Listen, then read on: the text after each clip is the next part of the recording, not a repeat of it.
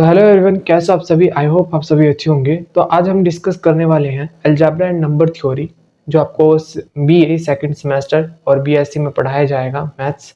और इसके अंदर हम इसके फर्स्ट चैप्टर मैट्रिक्स को कवर करेंगे और इसके बेसिक कॉन्सेप्ट को जानेंगे। आप बिल्कुल बेसिक लेवल से स्टार्ट कर रहा हूँ मैं यहाँ पर, आपको चिंता करने की कोई ज़रूरत नहीं है अगर आपको एज अ बिगिनर आप यहाँ पर हो। ठीक है, तो यहाँ पर सबसे पहले आ जाती है डेफिनेशन मैट्रिक्स की। मैट्रिक्स होता क्या है, एक एग्जाम्पल से समझते हैं। अगर मेरे पास 4 नंबर है, जैसे 1 2 3 और 4 नंबर है मेरे पास। अब मैं इनको किस तरीके से अरेंज कर सकता हूँ, या तो मैं इनको ऐसे लिख दूँ, ठीक है, या फिर मैं इनको सीक्वेंस वाइज लिख दूँ, इस तरीके से भी लिखा जा सकता है, या फिर मैं इनको ऐसे लिख दूँ और इनको मैं ब्रैकेट में बंद कर दूँ। तो ये क्या आ जाती है, हमारे क्या फॉर्म आ जाती है, मैट्रिक्स की फॉर्म आ जाती है। मतलब मैंने इन 4 नंबर को इन 3 तरीकों से लिख दिया। ठीक है, नंबर तो बहुत ज़्यादा हो सकते हैं, पर डिपेंड करता है कि आप कितने तरीके से लिख सकते हो। और इस ब्रैकेट को ही हम क्या कहते हैं, मैट्रिक्स कहते हैं। इसके अंदर 2-3 बातें आपको ध्यान रखनी है कि यहाँ पर ये जो हॉरिजॉन्टल्स होती हैं इसको हम रोज कहते हैं, और जो ये वर्टिकल होती हैं इनको हम कॉलम कहते हैं। ठीक है, ये था हमारा मैट्रिक्स। सिंपल सा एग्जांपल से आपने समझा कि मैट्रिक्स होता क्या है। नंबर ऑफ रोज हो जिसमें कॉलम्स हो और उनको ब्रैकेट में बंद कर दिया जाए, उसको हम मैट्रिक्स कहते हैं। अब इसके टाइप्स बहुत सारे हैं मैट्रिक्स के। सबसे पहला टाइप है रेक्टेंगुलर मैट्रिक्स।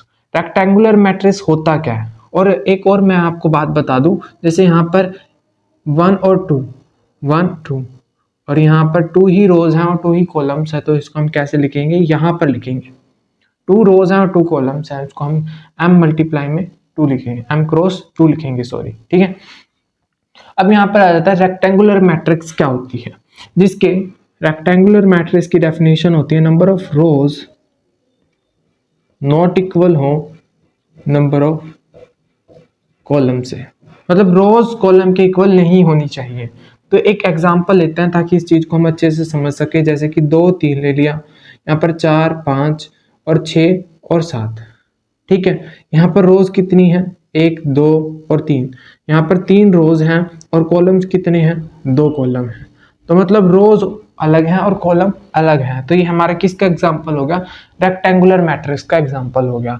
यहाँ पर जो लिख रखा है ना, m is not equal to n, यहाँ पर ये m और n रोज और कॉलम को दिखाया गया है।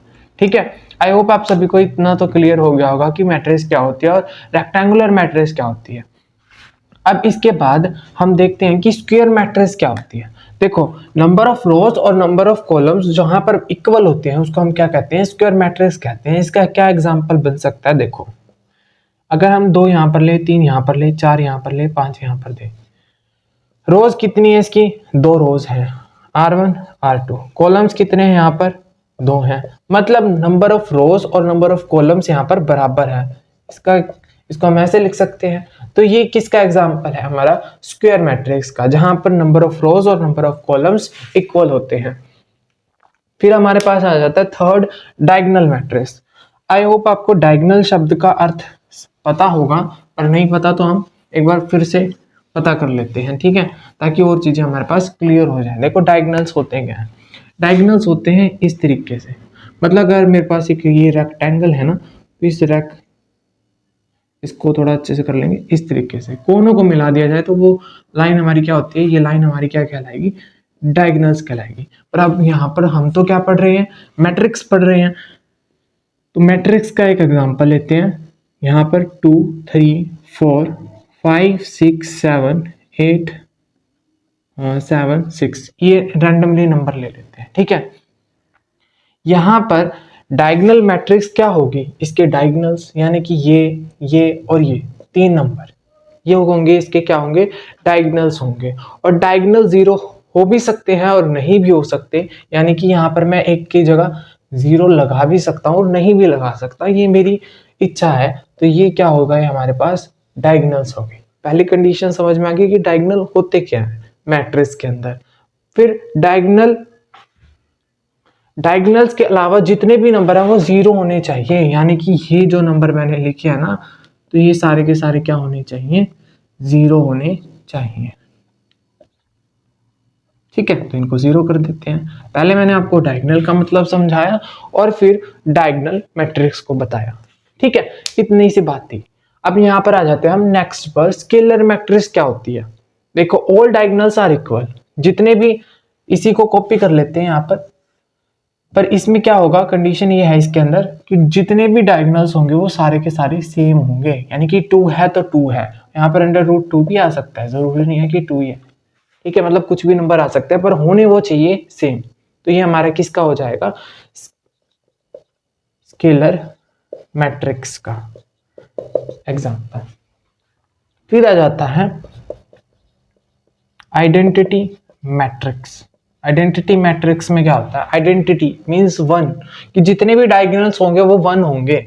मतलब यहाँ पर 1 1 और 1 और इसके सामने हम ऐसे लिखेंगे और इसको हम ब्रैकेट में बंद कर देंगे। मतलब जो डायगोनल्स हैं वो 1 ही होंगे, इसमें ये ध्यान रखना हमें। ठीक है, ये हमारा केस का था एग्जांपल डायगोनल मैट्रिक्स का। फिर आ जाता है ट्रायंगुलर मैट्रिक्स। देखो, ट्रायंगुलर मैट्रिक्स के अंदर दो चीजें आती हैं। दो तरह की ट्रायंगुलर मैट्रिक्स होती है, एक तो होती है हमारे पास अपर ट्रायंगुलर मैट्रिक्स और एक होती है हमारे पास लोअर ट्रायंगुलर मैट्रिक्स। इसके अंदर आइडेंटिफाई कैसे कर सकते हैं कि हमारे पास अपर है तो कैसी होगी, लोअर है तो कैसी होगी। यहाँ पर मैंने आपके लिए डायरेक्ट लिख रखा है, इसको ध्यान से देखना क्या बात हो रही है। यहाँ पर अपर जब भी आएगा ना, अपर शब्द, तो इसके ऊपर वाले ही जो है वो ट्रायंगल बनाते हुए आपको नजर आएंगे। मतलब इस तरीके से आपको ट्रायंगल बनता हुआ दिखेगा अपरली साइड। ठीक है, जबकि लोअर ट्रायंगुलर जब आएगा तो आपको यहाँ पर लोअर वाली साइड दिखेगा। ठीक है, यहाँ पर अगर मैं यहाँ पर मिला दूं तो यहाँ पर एक ट्रायंगल दिख रहा है आपको, वहां पर एक ट्रायंगल दिख रहा है। अपर आएगा तो ऊपर की साइड और नीचे लोअर आएगा तो निचली वाली साइड हमारे पास होगा lower triangular matrix. Singular matrix क्या होता है, देखो सिंगुलर मैट्रिक्स हमारी वो होती है जहां पर ये हमारा इक्वल टू 0 आ जाए। एक एग्जांपल से समझते हैं और एग्जांपल वहां पर लिख रखा है वही ले लेते हैं। 2 और 4 है और 3 और 6 है, इसको हम सॉल्व करते हैं। देखो, इसको इससे मल्टीप्लाई करते हैं, 2 6 12, 4 3 12, बीच में माइनस का साइन होता है। इनको एक प्लस का एक माइनस का, तो ये कैंसल आउट होकर यहाँ पर क्या आ गया, 0 आ गया। ठीक है, हमारे पास 0 आ गया, तो ये वाली कंडीशन आ गई। अगर ये ए हमारा ये था ए और इसको सोल्व करने पर हमारे पास जो ये ए है वो क्या आ गया, 0 आ गया। तो ये हमारी क्या होगा, कंडीशन किसको फुलफिल कर रहा है, कौन सी कंडीशन को फुलफिल कर रहा है, सिंगुलर मैट्रिक्स की कंडीशन को फुलफिल कर रहा है कि मैट्रिक्स को सोल्व करने पर अगर वो 0 आ जाती है तो फिर ये हमारी कौन सी होगी, सिंगुलर मैट्रिक्स होगी। अब यहाँ पर नॉन सिंगुलर क्या है, इसका उल्टा कर देंगे। मतलब इनको सोल्व करने पर, ठीक है, नॉन जीरो आना चाहिए नंबर। ठीक है, नॉन जीरो आना चाहिए। तो यहाँ पर एक एग्जांपल ले लेते हैं, हम यहाँ पर कर रहे हैं non singular matrix. Non singular matrix कर रहे हैं और वही एग्जांपल ले लेते हैं जहां पर वो लिख रखा है 3 5 और 2 और 4।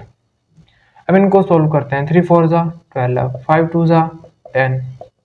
तो यहाँ पर क्या हुआ, अगर हम इसको सोल्व करते हैं तो 10 में से 12 गए तो 2 बचता है, मतलब 0 तो नहीं आया है ना। मतलब ये बात हो गई कि अगर ये हमारे पास ये है और इसको हम सोल्व करते हैं तो ये नॉट इक्वल टू 0 आ रहा है, 0 नहीं आ रहा। तो इसका मतलब ये क्या हमारी नॉन सिंगुलर मैट्रिक्स है। ट्रांसपोज ऑफ मैट्रिक्स, देखो ट्रांसपोर्ट शब्द को हम डिनोट करते हैं इस डैश के साइन से, और इसका मतलब ये होता है, अगर हमारे पास एग्जांपल से समझते हैं इस चीज को भी, ट्रांसपोज ऑफ मैट्रिक्स 10th वाले को, कि अगर हमारे पास मैट्रिक्स है 2 3 5 7 8 9, छोटी ले लेते हैं, ठीक है, 2 बाय 2 का ही ले लेते हैं। ठीक है, ये हमारे पास एक मैट्रिक्स है, इसका ट्रांसपोज क्या होगा, ए का ट्रांसपोज करेंगे तो जो रोज होंगी उनको हम कॉलम्स में चेंज कर देंगे और कॉलम को रो में। मतलब ये रो है ना तो इसको कॉलम बना दो। देखो, ये चीज क्या थी, हमारी रो थी, तो इसको हम किस में कन्वर्ट कर दिया, हमने कॉलम में कन्वर्ट कर दिया। बिल्कुल सेम इसको भी हम क्या कर देंगे, रो थी तो कॉलम में कन्वर्ट कर देंगे। ठीक है, तो ये ध्यान रखना कि रो को कॉलम में कन्वर्ट करते हैं और कॉलम को रो में कन्वर्ट करते हैं, किस में, ट्रांसपोर्ट जब हमें निकालना होता है मैट्रिक्स का। और एक और चीज ध्यान रखना कि ए का ट्रांसपोर्ट है और फिर उसका हम ट्रांसपोज कर दे तो वही चीज आ जाती है हमारे पास जो पहले थी। मतलब अगर मैं इसका ट्रांसपोज कर दूं तो मुझे फिर से यही मिल जाएगा। करके देख लेते हैं। अब यहाँ पर रोज क्या है, 2 और 5, इनको कॉलम में चेंज करते हैं, ठीक है, और 3 और 7 को फिर से कॉलम में चेंज करते हैं। क्या मेरे पास ये पहले वाला नहीं आ गया? तो इसलिए ये कंडीशन होती है, इसको थोड़ा ध्यान रखना, ठीक है। ए का ट्रांसपोर्ट करके उसका ट्रांसपोर्ट करें तो वो हमारे पास पहले वाली वैल्यू निकल जाती है। एक बार लास्ट ये और देख लेते हैं, कॉन्जुगेंट ऑफ अ मैट्रिक्स क्या होती है। देखो सबसे पहले आपको इसके अंदर कॉम्प्लेक्स नंबर का पता होना चाहिए कि कॉम्प्लेक्स नंबर होता क्या है। कॉम्प्लेक्स नंबर की स्टैंडर्ड फॉर्म क्या होती है वो एक बार बता दूं, a प्लस में आयोटा, b इसकी कॉम्प्लेक्स फॉर्म होती है, मतलब स्टैंडर्ड फॉर्म इसकी होती है कॉम्प्लेक्स नंबर की, ठीक है। यहाँ पर आपको 3 प्लस में आयोटा दिख रहा होगा, तो ये कुछ इसी तरीके से नहीं दिख रहे हैं, तो इसको इस एग्जांपल से समझते हैं ताकि आपको कॉन्जुगेंट का मतलब समझ में आ जाए। और इससे पहले मैं आपको ये बता दूं कि कॉन्जुगेंट का साइन होता है, उसको हम इस तरीके से डिनोट करते हैं, ठीक है, बार लगाकर ऊपर। इसके अंदर क्या होता है, अगर आपको ये ए है, ए मैट्रिक्स को आपने कॉन्जुगेंट करना है, मतलब ए ये निकालना है, कॉन्जुगेंट निकालना है, तो हम इसको क्या करेंगे, इसके साइन को चेंज कर लेंगे। ध्यान रखना, आयोटा वाली चीज को इमेजिनरी पार्ट के हर एक को साइन को हम चेंज कर देंगे। मतलब मैं ये कह रहा हूं, अब यहाँ पर देखो, यहाँ पर 3 प्लस में आयोटा है, ये रियल पार्ट है और ये क्या है, इमेजिनरी है। इस सिर्फ और सिर्फ इस इमेजिनरी पार्ट का साइन चेंज कर देंगे, तो यहाँ पर क्या हो जाएगा ये, तो ये क्या हो जाएगा, ये तरीका है कॉन्जुगेंट करने का, ठीक है। तो यहाँ पर इसको हम करते हैं 3 माइनस में आयोटा, फिर ये रियल है तो एज इट इज रहेगा। अभी देखो 2 रियल है, एज इट इज रहेगा। आयोटा इमेजिनरी है तो इसका साइन चेंज हो जाएगा, इसका भी साइन चेंज होकर ऐसे आएगा। यहाँ पर रियल है तो एज इट इज रहेगा, तो यहाँ पर माइनस आ जाएगा। तो आई होप आपको एक कॉन्जुगेंट का मतलब समझ में आया होगा, और कॉम्प्लेक्स नंबर क्या होते हैं और इनके स्टैंडर्ड फॉर्म किस तरीके से होते हैं और कैसे इनको हम हैंडल करते हैं। यहाँ पर मैं आपको एक और छोटी सी बात बता देता हूँ कि यहाँ पर आई और जे एक अलग अलग मीनिंग के साथ होते हैं। यहाँ पर लिखा गया ये आई शब्द हमारे रोज को दिखाता है, और यहाँ पर लिखा गया जे शब्द हमारे कॉलम्स को डिनोट होता है। अब इसको एक चीज़ से समझते हैं, जैसे हमारे पास एक छोटा सा मैट्रिक्स ले लेते हैं, 2 3 5 और 7, ठीक है, ये हमारे पास मैट्रिक्स आ गया, ठीक है। अब इसके अंदर ये क्या होगा, अगर मैं इसको इसके फॉर्म में लिखना चाहूँ तो ये हमारे पास A11 होगा, यानी कि ये पहली रो का, मतलब ये रो कितनी है, पहली का पहला ही है, और कॉलम का ये भी क्या है, पहला ही है, रो का भी पहला और कॉलम का भी पहला है। तो इसको मैं कैसे लिख सकता हूँ कि A11 हमारा क्या है, 2 है। अगर मैं इसको आगे लेके जाऊं तो ये क्या होगा हमारे पास, A12, क्योंकि रोज पहले लिखी जाती हैं फिर कॉलम आता है, रो पहली ही है और कॉलम दूसरा है। अच्छा, उसके बाद इसका नाम क्या होगा, रो दूसरी है और कॉलम पहला है, तो इस तरीके से। और ये क्या होगा, रो दूसरी है, पहले लिखा जाती है रो, और कॉलम भी दूसरा है। तो आई होप आप सभी को ये छोटी छोटी बातें जो है वो क्लियर हो रही होंगी, ठीक है, ताकि आप इसको अच्छे से समझ सको। तो अब मैं आपको बताने वाला हूँ कि एडिशन और सब्ट्रैक्शन मैट्रिक्स में कैसे होता है। एडिशन और सब्ट्रैक्शन मैट्रिक्स में कैसे होता है, अगर हम एक ले लेते हैं 7 8 6 और 3, एक मैट्रिक्स, इसको नाम दे देते हैं ए, और दूसरी मैट्रिक्स ले लेते हैं बी, जिसको हम नाम दे देते हैं 6 3 4 2। अगर हम इसको ऐड कर दें, ए और बी मैट्रिक्स को ऐड कर दें, तो इसका तरीका क्या होगा, इस वाले नंबर को और इस वाले नंबर को ऐड कर दो, ठीक है, फिर दूसरे वाले नंबर को ऐड कर दो,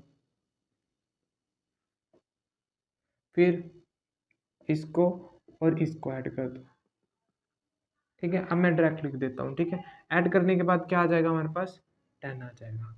3 और 2 को ऐड करेंगे तो हमारे पास क्या आएगा, 5। तो हमारे पास a प्लस में b को जब हम ऐड करेंगे तो इस तरीके से बनेगा, ये तो मैंने ऐड करना ही है हमें, है ना। तो ये हमारा एडिशन का तरीका होता है, जिससे हम एक मैट्रिक्स को दूसरे मैट्रिक्स के साथ ऐड करते हैं। अब सब्ट्रैक्शन में देखते हैं क्या होता है। देखो सब्ट्रैक्शन में वही साइन है कि भाई पहले को 7 को और 6 को उठाओ और माइनस कर दो, 8 और 3 को माइनस कर दो, 6 और 4 को माइनस कर दो, और 3 और 2 को माइनस कर दो।